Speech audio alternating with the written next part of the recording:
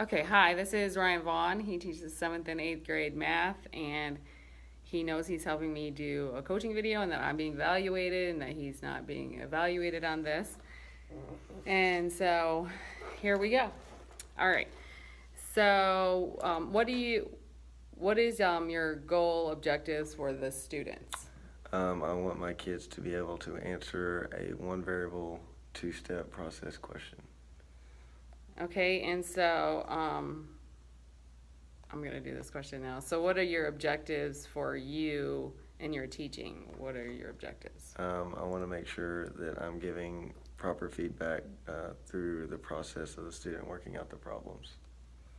Okay, so you want to improve your feedback and make sure the students are learning one step variable. Or One variable, Yeah, that. two-step equation. Yeah, Tongue that. twister. You said it better than I did. All right, and so how will you know that they learned it?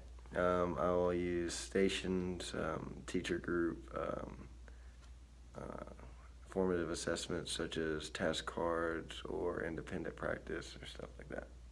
Okay, and then what will you what will you observe and how will you know that they learned it? You're having them do these things, but how will you know? So when they're at the teacher station, when we do stations, I'll be able to watch them work out the process of the problems we have at our desk to make sure they're doing the process step by step properly.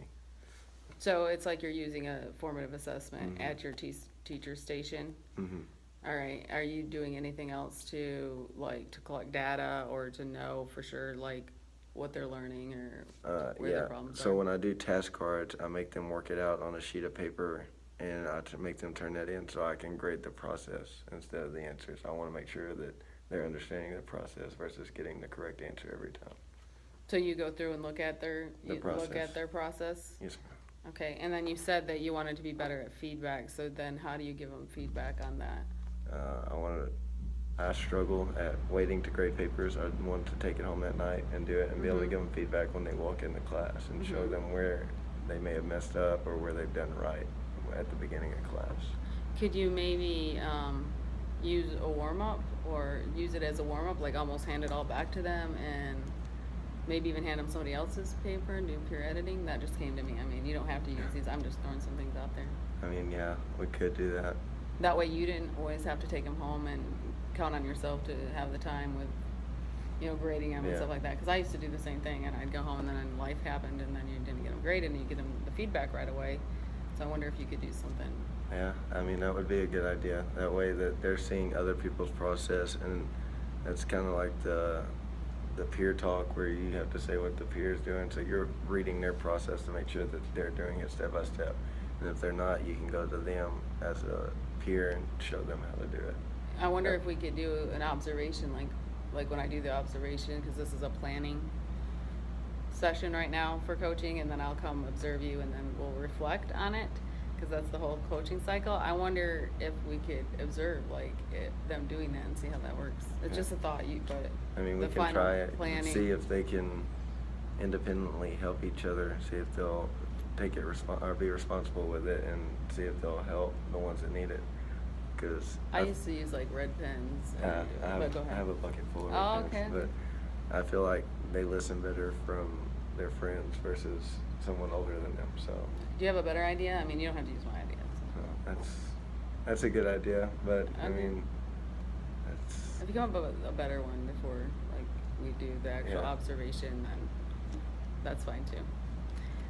Because coaching is getting you to come up with the ideas, where sometimes I'm consulting and telling you what about a warm up, and that just popped in my head. So, all right. So why? The next question is what might be some strategies, and we kind of just talked about that. But what are your hunches about how they're going to do with this lesson? based on what we've done so far and the work that from the BOI. I think they may struggle a little bit at the beginning. But once it clicks on what exactly needs to be done, I feel like it'll be easy for my groups of classes because the integer operations seem pretty easy for them. And then if they struggle, like if you just have, like sometimes it feels like the overall class is getting it, like maybe 80%, but maybe there's 20% or 10% that aren't getting it. What's your plans with that 10 or 20%? I make sure that group's at the teacher station a little bit longer. That way we can process it together and work it out different ways to make sure they understand it, while the other ones are doing independent work. That way they're getting more hands-on activities because they already know what to do, versus the ones that need help will get the process, the I do, we do, you do kind of process. And then how will you test their I do? Because a lot of times on a teacher station we do the, I should say that you do, not the I do. So you're doing it with them, or you're going to model it and then they do it. And then how will you check they're independent? Will you do that right there in the teacher station? Yes, it would be. So we would do a problem together as I do, as they're following me, and then we would do one as a we do, as we all work it out together. And then I give them a third problem where they all work it out individually, and I'll check processes as we go. Okay. Anything else you want to add to that part? About anything else you would do if they struggled? I would try to offer morning tutorials if they need it, where they could come in, because they walk by my door anyway. Okay. So they can just stop by. Okay. Great.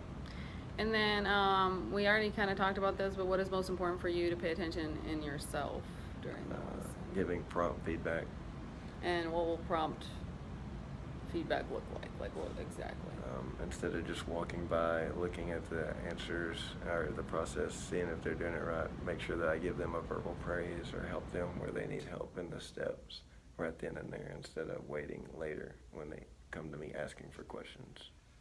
Okay, so not only just, and you also talked about doing maybe something in the class the following day after something, so they get immediate feedback on their papers, but also you're talking about like the verbal feedback. Okay.